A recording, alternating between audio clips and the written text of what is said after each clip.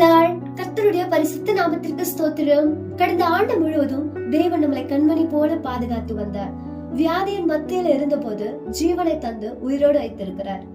அநேக தேவைகள் போது தேவன் நம்மளுடைய தேவைகளை சந்தித்து இருக்கிறார். இந்த புதிய வருடத்துல கூட அநேக சிந்தனைகள் நமக்கு இருந்திருக்கும். இந்த விஷயங்கள் செய்யணும், அந்த காரியங்களை செய்யணும்.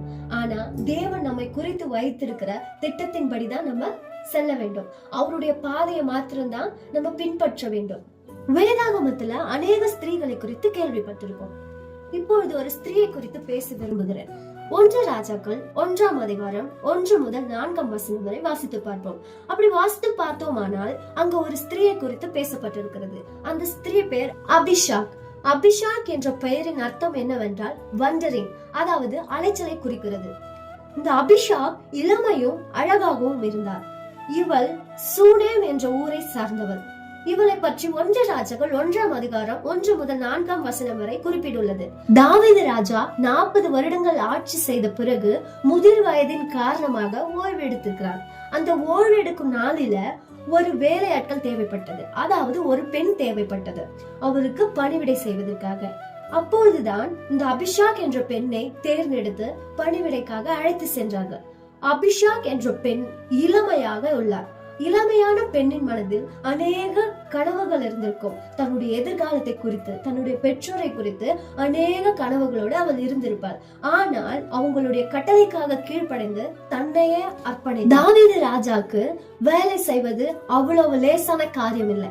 ஏனென்றால் அவர் முதிர் வயதா இருக்கிறார். முதிர் வயது உள்ளவர்களுக்கு வேலை செய்வது லேசான காரியங்கள் அல்ல. அபிஷாக் கொஞ்சம் கூட முகம் சுழிக்காம உண்மையும் உத்தமமாய் அந்த பணிவிடையை செய்தார். இந்த புதிய வருடத்துல தேவன் நமக்காக வைத்திருக்கிற அந்த பாதை எப்படி வேணாலும் இருக்கலாம்.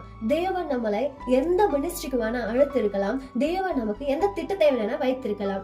ஆனால் நம்மளுடைய சிந்தனையை விட்டு அவருடைய சித்தத்திற்காக நம்மளை அர்ப்பணிக்கணும். அபிஷாக் எப்படி அவருடைய சிந்தனையை விட்டுட்டு, அவருடைய எதிர்காலத்தை விட்டுட்டு அந்த வார்த்தைக்காக பணிவிடை செய்வதற்காக தன்னையே அர்ப்பணித்தாலோ, அதே போல நம்மளும் தன்னையே அர்ப்பணித்து தேவனுடைய சித்தத்திற்காய் அவருடைய பாதையில நடக்கணும். உண்மையும் உத்தமமாய் நடக்கணும். அவர் சித்தத்தின்படி செய்தால் அவர் நம்மளை வழி நடத்த இருக்கிறார்.